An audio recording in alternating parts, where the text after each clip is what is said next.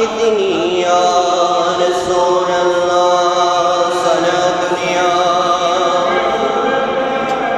سلام يا حبيب ندار میں جسے تو مل جائے ندار میں جسے تم آئے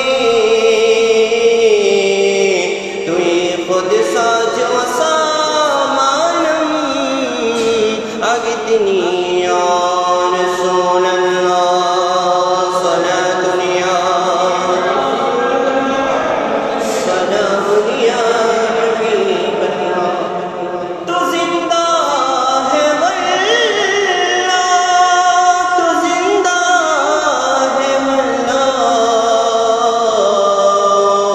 میرے چشم عالم سے ہے چھپ جانے والے صلاة یا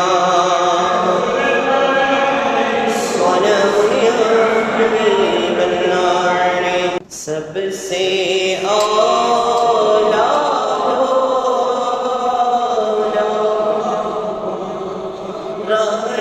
نبی سب سے اولا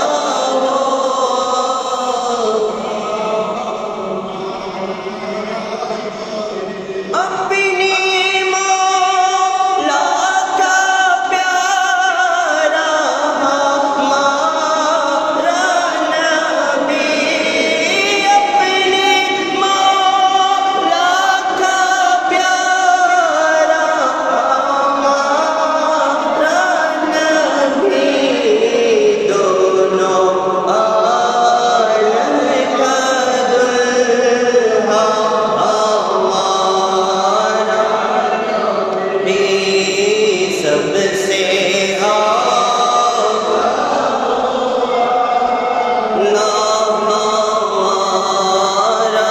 نبی سب سے والا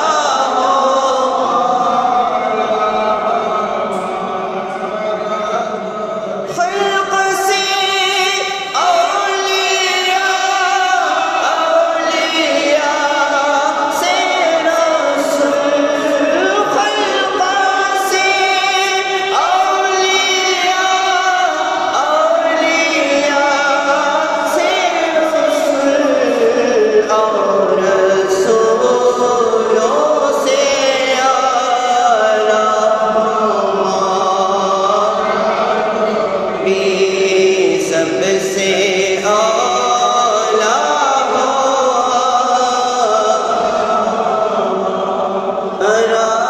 نبی سب سے والا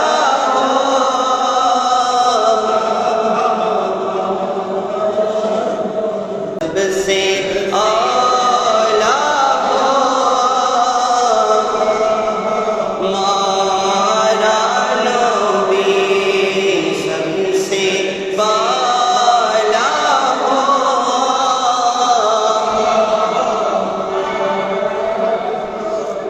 উপস্থিত হাজিরান মসজিদ সর্বপ্রথম মহারব্বুল ইজ্জত আহকামুল হাকিমিনের দরবারে শুকরিয়া জ্ঞাপন করছি যে মহারব্বুল ইজ্জত আহকামুল হাকিমিন আল্লাহ পাক রব্বুল আলামিন আমাদেরকে সফরুল মুজাফফর মাসের আখেরি জুমা আদায় করার জন্য আল্লাহ পাক রব্বুল আলামিন আল্লাহর কতিপয় বান্দাদের মধ্যে থেকে আল্লাহ আমাদেরকে বাছাই করে সুস্থ শরীর নিয়ে আল্লাহ পাক রব্বুল আলামিনের ডাকে সাড়া দিয়ে আল্লাহ সুবহানাহু ওয়া তাআলা আমাদেরকে আল্লাহর ঘর মসজিদে আসার তৌফিক দিয়েছেন।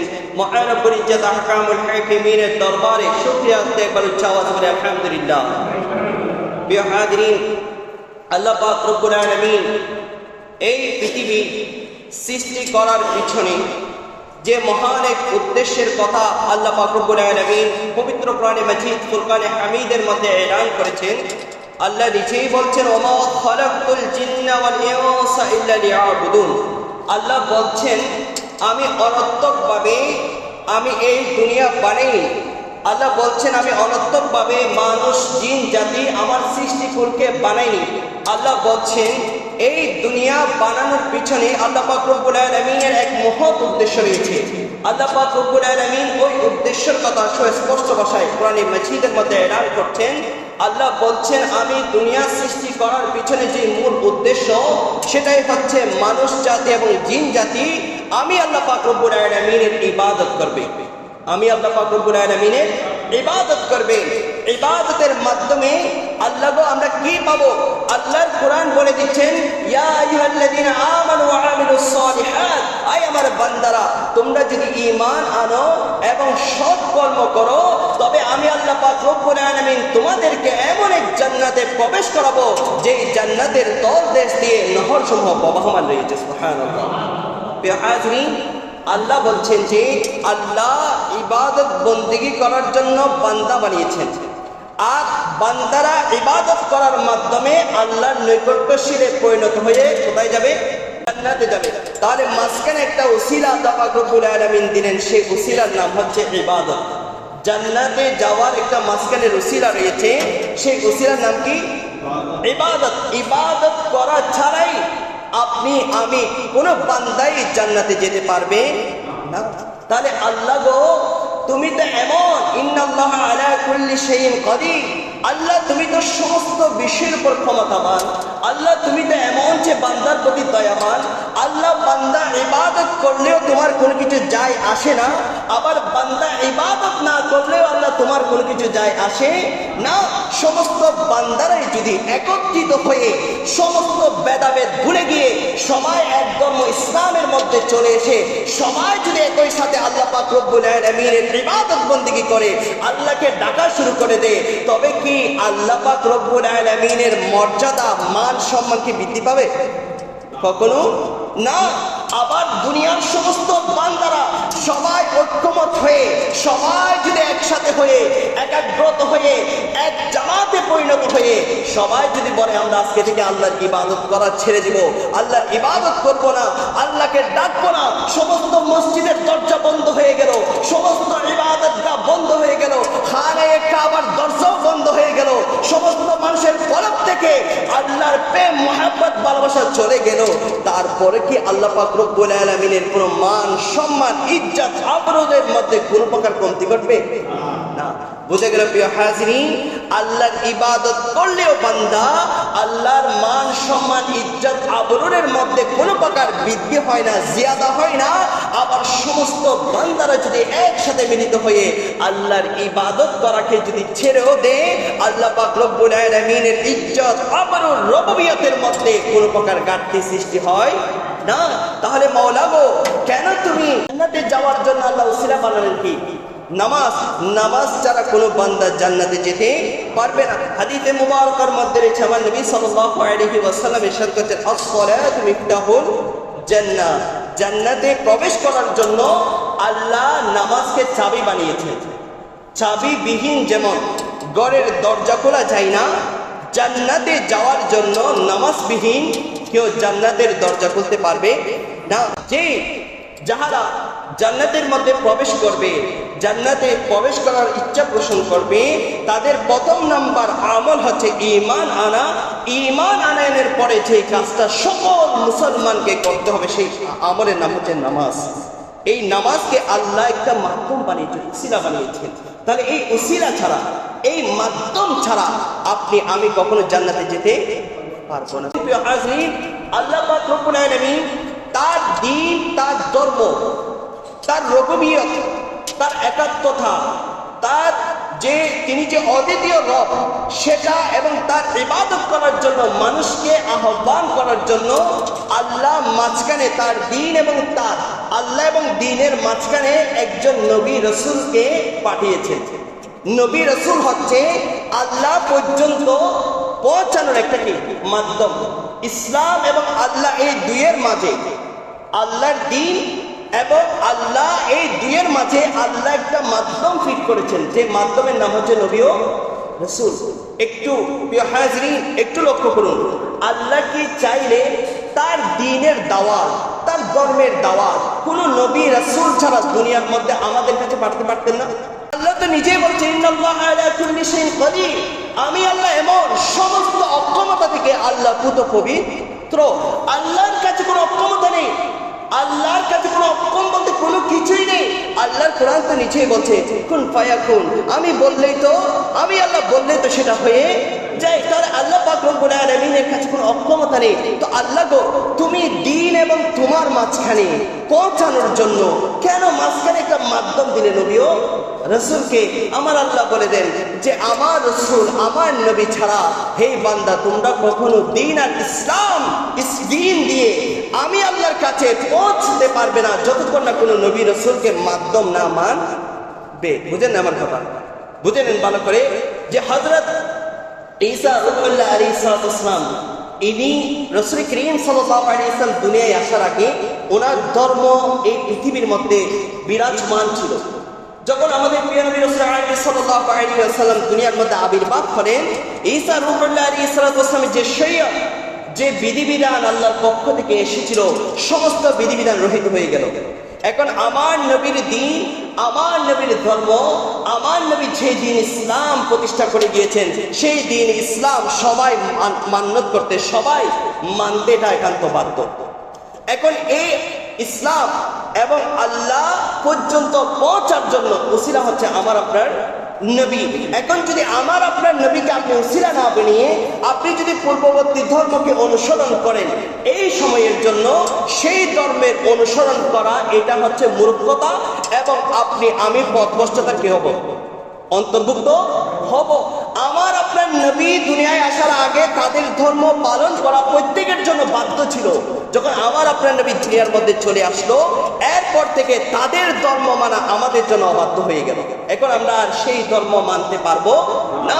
এখন যেই মাধ্যম দিয়ে আমরা আল্লাহ পর্যন্ত পৌঁছতে পারবো, সেই মাধ্যমের যিনি রাহা, সেই মাধ্যমের যিনি বাহক, তার নাম হচ্ছে মুহাম্মদ রাসূলুল্লাহ সাল্লাল্লাহু আলাইহি ওয়াসাল্লাম। তাহলে বোঝা গেল আল্লাহ পর্যন্ত পৌঁছার জন্য আল্লাহ মাঝখানে একজন নবী রাসূল রাখলেন। এই নবী রাসূল ছাড়া, এই নবী রাসূলের মাধ্যম ছাড়া আমি আপনি কখনো জান্নাতে বা আল্লাহ পর্যন্ত পৌঁছা সম্ভব হবে না।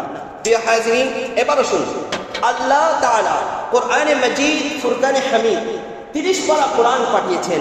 আল্লাহ 30 পারা কোরআন কার উপর পাঠিয়েছেন? নবী সাল্লাল্লাহু আলাইহি ওয়াসাল্লামের উপর 30 পারা কোরআন কারীম আল্লাহ পাক রব্বুল আলামিন পাঠিয়েছেন। এই 30 পারা কোরআন কারীম পাঠানোর জন্য আল্লাহ স্পেশাল একজন ফেরেশতাকে নিয়োজিত রাখলেন, যার নাম হচ্ছে হযরত জিবরাইল আমিন আলাইহিস সালাতু ওয়াস সালাম।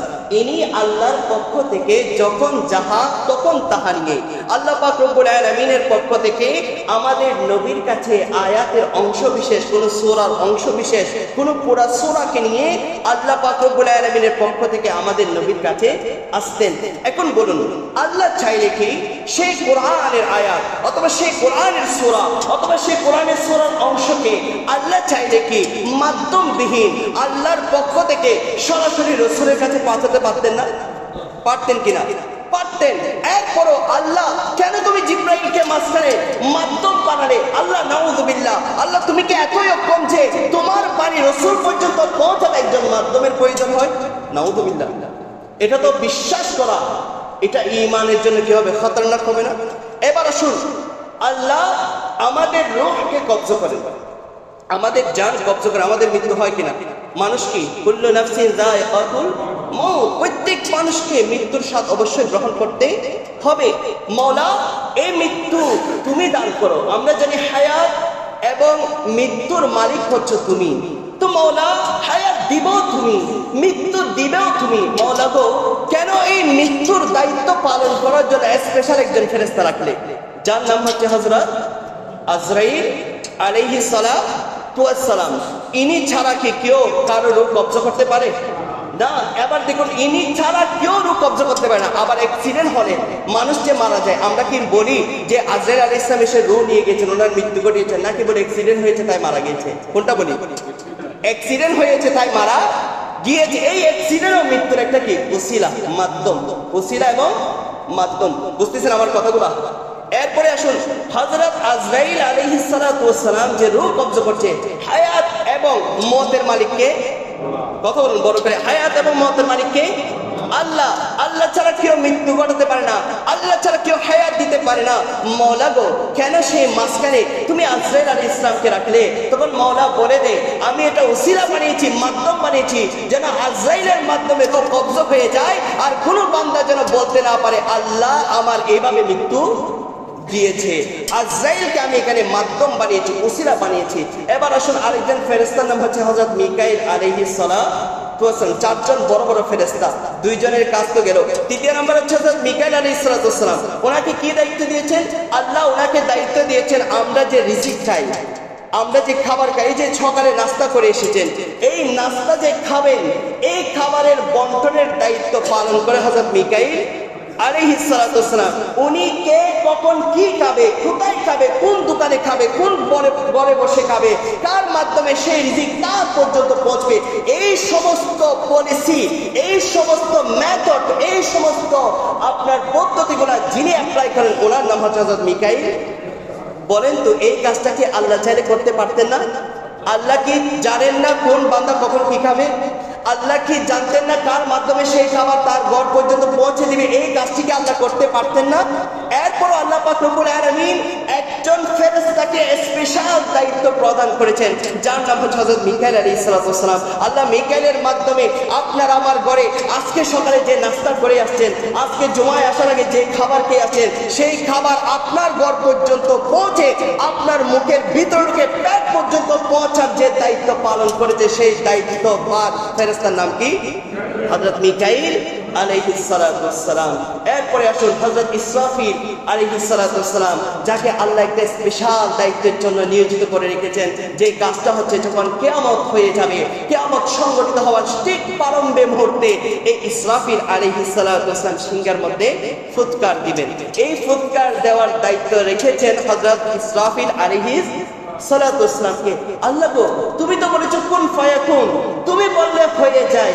আল্লাহ, তুমি কি চাইলে একটা ফুৎকারের মাধ্যমে চাইলে কিয়ামতকে সংঘটিত করতে পারো না? আল্লাহ, তুমি কেন ইসরাফিলকে এখানে ফুৎকার দেওয়ার দায়িত্ব বানিয়েছো? আল্লাহ এলান করে এই ফুৎকারের একটা মাধ্যম বানিয়েছে হযরত ইসরাফিল আলাইহিস সালাতুসসালামকে। তাহলে প্রিয় হাজরিন, এবার আসুন, আমি আপনি দুনিয়ার মধ্যে এসেছি। এই দুনিয়ার মধ্যে আসা আমার আপনার জন্য মাধ্যম ছিল আমার বাবা আর মা। কেউ বাবা মা বিহীন দুনিয়ার মধ্যে আসতে পারে না। তবে হ্যাঁ, ব্যতিক্রম দুইটা ঘটনা আল্লাহ পাক রব্বুল আলামিন স্পেশাল ভাবে ঘটিয়েছেন। এর কারণ হচ্ছে আল্লাহর কোরআন যে বলেছে ইন্নাল্লাহা আলা কুল্লি শাইইন কাদির, আল্লাহ সমস্ত বিষয়ের উপর ক্ষমতাবান। এই ক্ষমতাটা আল্লাহ পাক রব্বুল আলামিন বাস্তবিক মানুষের কাছে প্রমাণ করার জন্য দুইটা পৃথিবীর বুকে ব্যতিক্রম এমন ঘটনা ঘটিয়েছেন, পৃথিবী কিয়ামত অবধি পর্যন্ত সমস্ত বিজ্ঞানীরা রিসার্চ করে গবেষণা করার মাধ্যমে যদি আপনার এমন যন্ত্র আবিষ্কার করে, যে যন্ত্রের মাধ্যমে মা বাবা বিহীন সন্তান প্রসব করা যাবে, সমস্ত দুনিয়ার বিজ্ঞানীরা ফেল হয়ে যাবে, তবুও মা বাবা বিহীন কোনো বাচ্চা দুনিয়ার মধ্যে ফায়দা করা এটা কখনো সম্ভব হবে না। বুঝতে পারছি বিষয়টা? এখন আসুন প্রিয় হাজরিন, দুইটা হযরত আদম আলাইহিস সালাম, যাকে আল্লাহ পাক রব্বুল আলামিন মা বাবা বিহীন দুনিয়ার মধ্যে প্রেরণ করেছেন। এরপরে হযরত ঈসা রূহুল্লাহ আলাইহিস সালাম, যাকে আল্লাহ পাক রব্বুল আলামিন বাবা ছাড়া দুনিয়ার মধ্যে পাঠিয়েছেন। একজনকে বাবা মা বিহীন দুনিয়ার মধ্যে পাঠিয়েছেন, আরেকজনকে বাবা ছাড়া দুনিয়ার মধ্যে পাঠিয়েছেন। আল্লাহ এই দুইটা ব্যতিক্রম ঘটনা ছাড়া দুনিয়ার মধ্যে যত আপনার মানুষ দুনিয়ার মধ্যে আসবে, সমস্ত মানুষ আসার জন্য দুইজন মাধ্যম প্রয়োজন হবে। একজন হয়তো তার বাবা হবে, একজন হয়তো তার মা হবে। হয়তো আপনি বলতে পারেন, অনেক মেয়েরা তো অবিবাহিত অবস্থায় ছেলে প্রসব করে, সন্তান প্রসব করে। প্রিয় হাজরিন, এখানেও দেখবেন সেই মেয়ে হয়তো এমন এক অপরাধমূলক কাজে জড়িত ছিল, যে অপরাধমূলক কাজে জড়িত হওয়ার কারণে ওই সন্তান তার গর্ভে এসে দুনিয়ার মধ্যে এসেছে। ওই সন্তান গর্ভে এমনি এমনি আসেনি, হয়তো কোনো অপরাধমূলক কাজ সে বিবাহ করার পূর্বে করেছে, যার কারণে ওই সন্তানটা দুনিয়ার মধ্যে এসেছে।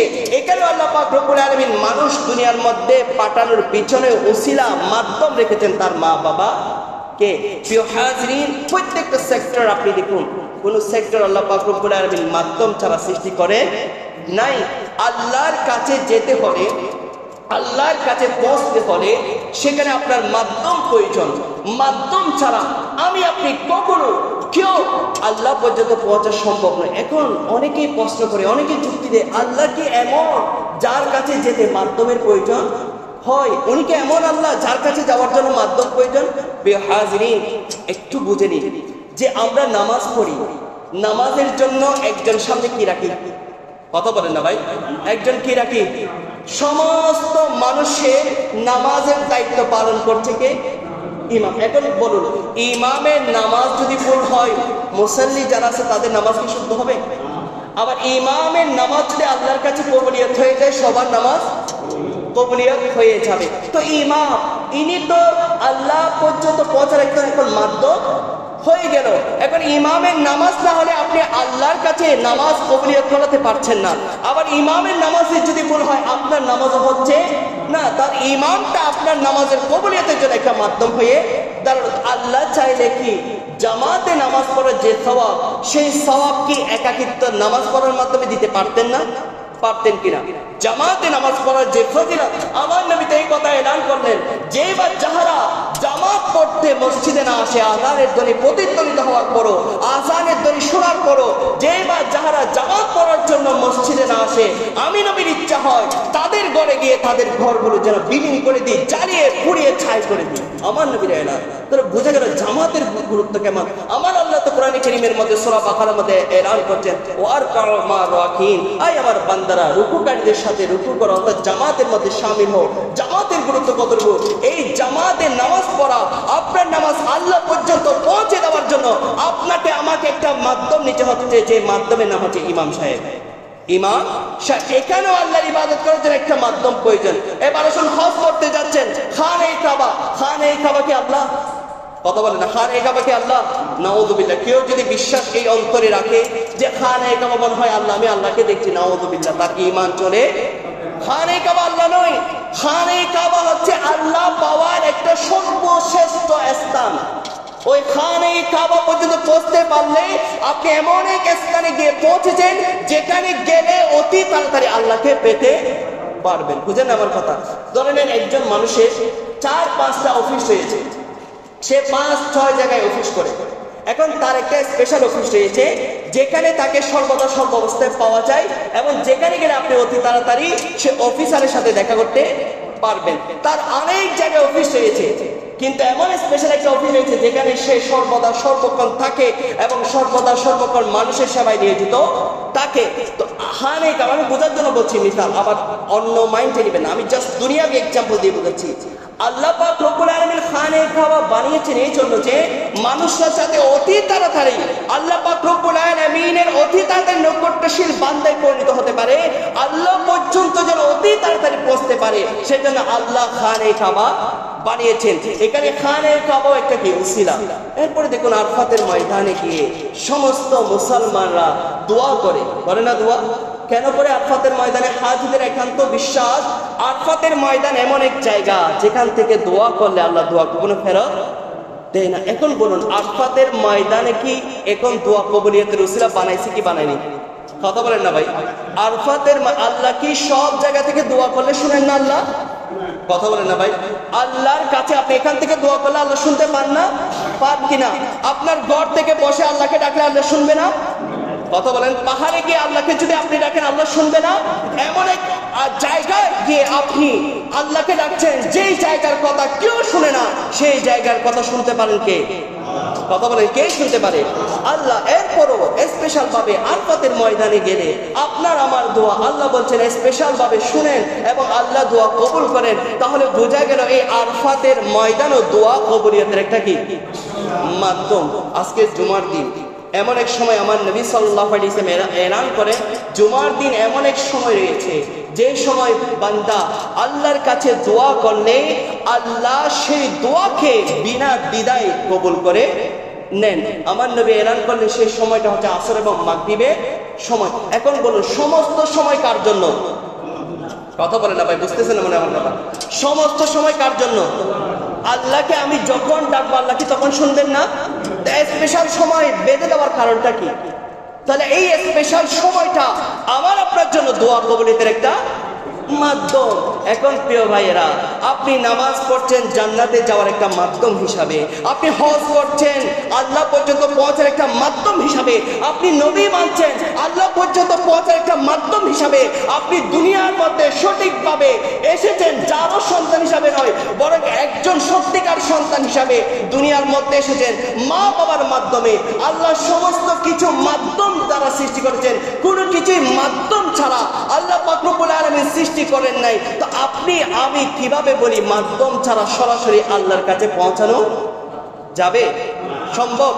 আপনি ইসলাম না মেনে, ইসলাম ছাড়া আপনি বলেন ইসলাম কি প্রয়োজন? আমি তো বললাম আল্লাহর কাছে কোনো কিছুর প্রয়োজন নেই। তো আপনি ইসলাম পালন করা ছাড়া কি আল্লাহর কাছে পৌঁছতে পারবেন? ইসলাম আল্লাহর কাছে প্রয়োজন কেন? আল্লাহকে এত অক্ষম নাউযুবিল্লাহ, যার কাছে ইসলাম নামক একটি ধর্ম প্রয়োজন, যার কাছে পৌঁছার জন্য ইসলাম একটা মাধ্যম প্রয়োজন, কেন ইসলাম পালন করবো আমি? আপনি যুক্তির নাম ইসলাম নয়, যুক্তির নাম কথা বলেন না ভাই, যুক্তির নাম ইসলাম হচ্ছে কোরআন হাদিসের নাম। কোরআন হাদিস ইজমা কিয়াসের মাধ্যমে যে ইসলাম রয়েছে সেই ইসলামের নাম হচ্ছে ইসলাম। আপনি যুক্তি দিয়ে ইসলামকে কায়েম করতে পারবেন? কথা বলেন। ইসলাম যদি যুক্তির মাধ্যমে প্রমাণ হয়, সূরা বাকারায় শয়তানের যে ঘটনা, শয়তান হওয়ার পিছনে যে ঘটনা ঘটেছিল, সেই ঘটনা যদি আমরা গবেষণা করে এখন বের করি, তাহলে শয়তানের সেই যুক্তিটা সেই দিন পরিপূর্ণভাবে ঠিক, কথা বলেন না, সেই দিন পরিপূর্ণভাবে ঠিকই ছিল। তাহলে যুক্তির মাধ্যমে কখনো আল্লাহ পর্যন্ত পৌঁছা যায়? যারা যুক্তিহীন ভাবে ইসলামকে মানে, যারা যুক্তি ছাড়ায় ইসলামকে ফলো করে, তারাই হচ্ছে সঠিক মুসলিম। বলেন না, তারাই হচ্ছে সঠিক মুসলিম। সিদ্দিক আকবর যদি যুক্তি করত, মেরাজের ঘটনা কখনো বিশ্বাস, কথা বলেন না, তার নামও কখনো সিদ্দিক হতো? চোখটা বন্ধ করে আমার নবী যা বলেছেন তা মেনে রিচার্জ করেছেন, গবেষণা করেছেন। হ্যাঁ, এটা কেমন করে সম্ভব? কোথায় আপনার খানে কাবা, কোথায় বাইতুল মুকাদ্দাস, কোথায় আমার আল্লাহ মাকান? এত জায়গা কয়েক সেকেন্ডও নয়, ন্যানো সেকেন্ডের মধ্যে রাসূল করিম সাল্লাল্লাহু আলাইহি ওয়াসাল্লাম সফর করে এসেছেন। এটাকে হাস্যকর বিষয় নয়? কথা বলেন না, এই সময়ের জন্য একটা হাস্যকর বিষয় নয়? তবু এই হাস্যকর বিষয়কে যুক্তি না, একেবারে চোখ বন্ধ করে যিনি বিশ্বাস করে নিয়েছেন, তার নাম হচ্ছে সিদ্দিক আকবর রাদিয়াল্লাহু তাআলা আনহু। সেই জন্য তো ওনার নাম সিদ্দিক হয়েছে, এই জন্য ওনার নাম সিদ্দিক হয়েছে, না হয় কখনো সিদ্দিক আকবর হতো না। ইনি যে জান্নাতে প্রথম প্রবেশ করবে, এর কারণ ওনার ইবাদত নয়, ওনার ইবাদতের কারণে সিদ্দিক আকবর জান্নাতে প্রবেশ করবে না, বরং আমার নবীর মহাব্বত অন্তরের মধ্যে এমন ভাবে ছিল, বিনা দ্বিধায় বিনা দলিলে আমার নবীর প্রতি মহাব্বত ভালোবাসা দেখিয়েছেন। সেই জন্য সিদ্দিক আকবর প্রথম নম্বর জান্নাতে প্রবেশ করবেন। প্রিয় হাজরিন, আল্লাহ তাআলা আমাদেরকে বুঝার এবং আমল করার সেই তৌফিক নসিব করুক, আমিন। আমার নবী সাল্লাল্লাহু আলাইহি ওয়াসাল্লাম আবু দাউদ শরীফের 4239 নম্বর হাদিসে মুবারকা, যে হাদিসে মুবারকা মিশকাত শরীফের মধ্যে রয়েছে এবং নাসাই শরীফের মধ্যে একটা হাদিসে মুবারকা রয়েছে, যেখানে আমার নবী সাল্লাল্লাহু আলাইহি ওয়াসাল্লাম ইরশাদ করছেন, ইন্নাল্লাহা ইয়াবআসু লিহাদিহিল উম্মাত। আমার নবী বলছেন, নিশ্চয়ই এই উম্মতের জন্য আল্লাহ পাক রব্বুল আলামিন আলা রাসি কুল্লি মিআতিন সানাতিন মাই ইউজাদ্দিদু লাহা ওয়া দীনাহা। আমার নবী সাল্লাল্লাহু আলাইহি ওয়াসাল্লাম এলান করছেন যে এই উম্মতের জন্য আল্লাহ পাক রব্বুল আলামিন প্রতি শতাব্দীর ঠিক মাথায়, প্রতি শতাব্দীর ঠিক সময়ে আল্লাহ তাআলা এই দিনকে পরিপূর্ণতা করার জন্য একজন মুজাদ্দিদ দুনিয়ার মধ্যে পাঠান, যিনি দিনকে আবার নতুন করে কি করে সংস্কার করেন। এখন কথা বলবেন, দিনকে আবার নতুন করে সংস্কার, এটা কি বোঝায়? আমার নবী তো আবু দাউদ শরীফ সহিহ সনদে, শুধু সহিহ সনদ আহলে সুন্নাত ওয়াল জামাত নয়, যত রকমের ফিরকা রয়েছে সমস্ত ফিরকারা এই হাদিসটাকে সহিহ হিসাবে আখ্যায়িত দিয়েছেন। কারণ এই হাদিসের রাবি যারা রয়েছেন, বর্ণনাকারী যারা রয়েছেন, প্রত্যেকেই একেবারে ওনাদের হাদিস বর্ণনার ক্ষেত্রে যতটুকু আপনার কোয়ালিটি কোয়ান্টিটি রয়েছে, সমস্ত কোয়ালিটি কোয়ান্টিটি ওনাদের মধ্যে রয়েছে। এই জন্য হাদিসে মুবারকা কেউ দুর্বল হিসাবে প্রকাশ করতে পারে নি। সহিহ হাদিস, এই হাদিসে মুবারকার মধ্যে রয়েছে আমার নবী সাল্লাল্লাহু আলাইহি ওয়াসাল্লাম ইরশাদ করছেন, প্রত্যেক শতাব্দীর ঠিক মাথায় আমার আল্লাহ পাক রব্বুল আলামিনের পক্ষ থেকে একজন মুজাদ্দিদ দুনিয়ার মধ্যে এসে দিনকে আবার পুনরায় সংরক্ষণ করেন, আবার দিনকে আবার সংস্কার করে, আবার দিনকে সে আমার নবীর দিন পর্যন্ত পৌঁছিয়ে দেন। তাহলে এখন প্রিয় হাজরিন, দিনকে আবার সংস্কার করার জন্য কেন একজন মুজাদ্দিদ প্রয়োজন? প্রিয় হাজরিন, আমার নবী বলছেন আনা খাতিমুন নবীন লা নবিয়্যা বা'দি, আমি হচ্ছি শেষ নবী, আমার পরে আর কোনো নবী দুনিয়ার মধ্যে আসবে না। এটা হাদিসে মোবারকা। তো এই দুনিয়ার মধ্যে আমার নবী সাল্লাল্লাহু আলাইহি ওয়াসাল্লাম দুনিয়া থেকে বিদায় নিয়েছেন আজকে প্রায় 1300 চেয়ে বেশি সময় হয়ে যাচ্ছে। এই যে এই দীর্ঘ সময় আমার নবী সাল্লাল্লাহু আলাইহি ওয়াসাল্লাম দুনিয়া থেকে বিদায় নিয়েছেন, এখানে কোনো নবী দুনিয়ার মধ্যে আর আসে কিয়ামত অবধি আসবেনও না। কিন্তু আপনি যদি হযরত আদম সফিউল্লাহ আলাইহিস সালাতু ওয়াসসালাম থেকে ঈসা রূহুল্লাহ আলাইহিস নবী আলাইহিস সালাতু ওয়াসসালাম পর্যন্ত এই নবীদের মাঝখানের যে সময়ের ব্যবধানগুলো দেখবেন, হয়তো সর্বোচ্চ 100, 200, 300 বছর পর্যন্ত তাদের ব্যবধান ছিল। এরপরে আরেকজন নবীকে আল্লাহ পাক রব্বুল আলামিন তার স্থলে বিশুদ্ধ হিসাবে দুনিয়ার মধ্যে পাঠিয়েছেন। অথচ আমার নবী সাল্লাল্লাহু আলাইহি ওয়াসাল্লাম দুনিয়া থেকে বিদায় নেওয়ার পর আজকে 1300 বছর চলে যাচ্ছে, আর এখনো পর্যন্ত কোনো নবী দুনিয়ার মধ্যে আসেন নাই। তো এই দুনিয়া না আসা, এই দুনিয়ায় না আসা ইসলামকে রক্ষা করবে খারা, ইসলামকে সংরক্ষণ করবে খারা, সেই নবীর যুগের ইসলামকে ফিরিয়ে আনবেন খারা। সেজন্য আমার নবী সাল্লাল্লাহু আলাইহি ওয়াসাল্লাম বলেন, সেজন্য একজন মুজাদ্দিদ আসবে যিনি আবার দিনটাকে সংরক্ষণ করবেন। এই দিনের মধ্যে অনেকে গাউদামি করে, অনেকে উগ্রবাদী হয়ে এই দিনের মধ্যে অনেক কিছু অ্যাড করবে, আবার অনেকে এই দিনের প্রতি শীতল হয়ে দিন থেকে অনেক কিছু বিয়োগ করবে। খেয়াল করবেন, অনেকে উগ্রতা দেখিয়ে, অনেকে উগ্রতা মন মানসিকতা নিয়ে এই দিনের মধ্যে নতুন নতুন বিষয় অ্যাড করবে। আবার এই দিনের প্রতি শীতল হয়ে অনেকেই দিন থেকে অনেক বিষয় যেগুলো দিনের সাথে সম্পৃক্ত সেই বিষয়গুলোকে কর্তন করতে থাকবে। এই দুই দল হচ্ছে পথভ্রষ্ট। মাঝখানে একটা দল রয়েছে যারা না উগ্রতা দেখিয়ে দিনের মধ্যে এমন কিছু অ্যাড করবে যেগুলো আমার নবী রাসূল কোরআন হাদিস ইজমা কিয়াস দ্বারা সাবেত নয়, এমন কোনো কাজ করবে না। আবার দিনের প্রতি এমন শীতলতা হয়ে এটা নেই, ওইটা নেই, এটা করা যাবে না, ওইটা করা যাবে না, এরকম নেই, এটা বিদআত, এটা কুফরি, এটা শিরিক, এটা এমন, এটা তেমন বলে বলে দিনকে কাটতে কাটতে কাটতে কাটতে একটা ছোট জায়গায় নিয়ে এখন বলেন দিন ইসলাম কি বিস্তৃত নাকি দিন ইসলাম সংক্ষিপ্ত? দিন ইসলাম হচ্ছে, এটা আমার কথা নাকি কোরআনের কথা? আল্লাহ তো বলছেন তিবিয়ানুল লিকুল্লি সেই, আল্লাহ তো বলছেন ইসলাম, কোরআন হচ্ছে এমন, কোরআন তো ইসলাম, ইসলাম তো কোরআন, কোরআন হচ্ছে এমন যে কোরআনের মধ্যে আল্লাহ সমস্ত বিষয় সম্পর্কে আল্লাহ পাই টু পাই আপনার বর্ণনা করেছেন। এখানে কাটার সংযুক্ত করার কোনো সুযোগ নেই। একদল উগ্রপন্থী হয়ে দিনকে বাড়াতে থাকে, আরেক দল শীতলতা দেখাতে গিয়ে এটা বিদআত, এটা করা যাবে না, নবীর প্রতি এত ভালোবাসা দেখানো যাবে না, এটা করা যাবে না, আউলিয়া ইসলামকে মানানো যাবে না, এইসব কথাকে অ্যাড করে দিনের শীতলতা আনতে গিয়ে দিনকে একটা সংক্ষিপ্ত পরিসরে নিয়ে এসেছে। আরেক প্রকার হচ্ছে যারা মধ্যমপন্থী, যারা কোরআন হাদিস ইজমা কিয়াসে যা রয়েছে, যা মানা যাবে, যে ইসলাম আমার নবী রেখে গিয়েছেন, যে ইসলাম সাহাবায়ে কেরাম রেখে গিয়েছেন, যে ইসলাম তাবেঈন কেরাম রেখে গিয়েছেন, যে ইসলাম আউলিয়া ইসলাম রেখে গিয়েছেন, যে ইসলাম প্রতি শতাব্দীতে মুজাদ্দিদ এসে যে ইসলাম সংস্কার করার মাধ্যমে এই পর্যন্ত ইসলামকে এনে পৌঁছেছেন, সেই পর্যন্ত ইসলামকে যারা মানবে তারা হচ্ছে মধ্যমপন্থী মুসলিম। সকল উলামায়ে কেরামের মতে একমত, এই মধ্যমপন্থী যারা মুসলিম তারাই হচ্ছে দ্বীনের একেবারে সঠিক জায়গার মধ্যে রয়েছে। কথা বলেন না, তারাই হচ্ছে দ্বীনের সঠিক জায়গার মধ্যে রয়েছে। প্রিয় হাজরিন, তাহলে বুঝে গেল যে দিন ইসলাম, এই দিন ইসলামকে না একেবারে আপনি ভালোবেসে অনেক কিছু অ্যাড করে দিনকে আপনি সংস্কার করতে পারবেন না, আবার দিনের মধ্যে বিয়োগ করে আপনি দিনকেও সংস্কার করতে পারবেন না। এবং দিনকে আপনি যদি পরিপূর্ণতা দান করতে চান আপনাকে মধ্যম পন্থা অবলম্বন করতে হবে। প্রিয় হাজরিন, আমি একটা আয়াতে কারিমা আপনাদেরকে শোনাই, দিনের মধ্যে কেমন ভেজাল মিশ্রিত হয় আপনি নিজে বুঝতে পারবেন। আল্লাহ পাক রব্বুল আলামিন বলছেন আমা রামাইতা ইদ রামাইতা ওয়ালাকিন্নাল্লাহ রামা। আল্লাহর কোরআনে বলছেন, আল্লাহ কি বলছেন কোরআনে কারীমের মধ্যে? আল্লাহ বলছেন, এই আয়াতে কারিমার অনেক বিভ্রান্তকর আলেমরা তাফসীর করেছেন, ব্যাখ্যা করেছেন, আল্লাহর সাথে তারা ষড়যন্ত্র করেছে, আল্লাহও তাদের সাথে ষড়যন্ত্র করেছে। এখন বলেন, আল্লাহ কি কোনো বান্দার সাথে ষড়যন্ত্র করে? কথা বলেন না। আল্লাহ কি কারোর সাথে ষড়যন্ত্র করে? এটা কি হাস্যকর বিষয় নয়?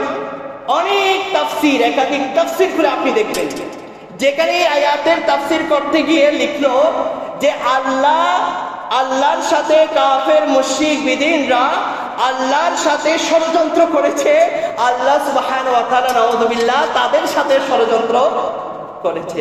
অথচ 13 শতাব্দীর মুজাদ্দিদ ইমামে আলা হযরত শাহ আহমদ রেজা খান ফাজলে বেনবী রাহমাতুল্লাহ তাআলা আলাইহি তিনি তার তাফসীর কানজুল ঈমানের মধ্যে এই আয়াতের তাফসীর করতে গিয়ে বলেন, আল্লাহর সাথে তারা ষড়যন্ত্র করেছে, আল্লাহ তাদের ষড়যন্ত্রের জবাব, কথা বলেন না, আল্লাহর সাথে তারা ষড়যন্ত্র করেছে, আল্লাহ তাদের ষড়যন্ত্রের জবাব, আল্লাহ নিজে ষড়যন্ত্র করে কে? যার মধ্যে কি রয়েছে? উইকনেস রয়েছে, দুর্বলতা রয়েছে, সে তো ষড়যন্ত্র করবে। আপনার সাথে ষড়যন্ত্র করবে কে? যে আপনার সাথে আটি আসতে, কথা বলেন, আমার কথা বুঝতেছেন না মনে হয়। আপনার সাথে ষড়যন্ত্র করবে কোন ব্যক্তি? যে আপনার বুদ্ধি, আপনার শক্তি, আপনার অর্থবলের সাথে যে আসতে পারবে না, যার এরকম সামর্থ্য কোলাবে না, সেই তো আপনার সাথে ষড়যন্ত্র করবে। তো কাফেররা আল্লাহর সাথে ষড়যন্ত্র করছে, এখন নাউযুবিল্লাহ আল্লাহ ষড়যন্ত্র করছে, তাহলে কি আল্লাহ কাফেরদের কাছে দুর্বল? কথা বলেন না। তাহলে বোঝা গেল শব্দে শব্দে অনুবাদ করা, কথা বলেন, শব্দে শব্দে অনুবাদ করা, এরকম অনেক আপনার মাইন্ড করবেন না, আবার নিজেদের কাছে নিয়ে নেবেন না। অনেক বাংলা শিক্ষিত মানুষ রয়েছে যারা বাংলা ট্রান্সলেট করে পড়ে অনুবাদ করে বলেছে, হ্যাঁ আলেম তো যা বলেছে কোরআনেও তা রয়েছে, ওনার কথা তো ঠিক রয়েছে। প্রিয় হাজরিন, আপনি বলছেন আলেম যা বলেছে কোরআন হাদিসে তা রয়েছে, আপনি শব্দে শব্দে অনুবাদ করে পুরা ইসলামকে একেবারে মেনে নিলেন। আসুন আপনাকে আমি বুঝাই। আপনাকে একজন হিন্দু বিধর্মী যদি ইসলাম সম্পর্কে গবেষণা করে, আপনাকে আটকাতে 1 সেকেন্ড সময় লাগবে না। কেন জানেন? আপনি নামাজের মধ্যে কি পড়েন? সানা পড়েন না? পড়েন? একটু কথা বলেন না ভাই, সানা পড়েন কিনা? সানা কিভাবে পড়েন একটু পড়েন তো। সুবহানাকা, কথা বলেন, সুবহানাকা আল্লাহুম্মা ওয়া বিহামদিকা ওয়া তাবারাকা ইসমুকা, এতটুকু বলেন। আবার বলেন ওয়া তাআলা, বলেন না, বড় করে সবাই পড়েন না আপনারা সানা? ওয়া তাআলা, ওয়া তাআলা, বড় করে বলতে হবে ওয়া তাআলা। এখন আসুন ওয়া তাআলা জাদ্দুকার আমি অর্থ করি। ওয়া তাআলা, তাআলা শব্দের অর্থ হচ্ছে আল্লাহ, তাআলা শব্দের অর্থ আল্লাহ। জাদ্দুকা মানে হচ্ছে তার বাবা, তার দাদা। জাদ্দুন মানে কি? কথা বলেন না। আরবিতে জাদ্দুন শব্দ, একটা শব্দ শিখে নেন আরবিতে। জাদ্দুন শব্দের অর্থ কি? দাদা। জাদ্দুন শব্দের অর্থ দাদা। আপনার দাদাকে আপনি আজকে থেকে বলতে পারেন জাদ্দি, হয় আমার দাদা। জাদ্দি মানে আমার দাদা, জাদ্দুকা মানে তার দাদা। তো আল্লাহর কি দাদা রয়েছে? কথা বলেন না।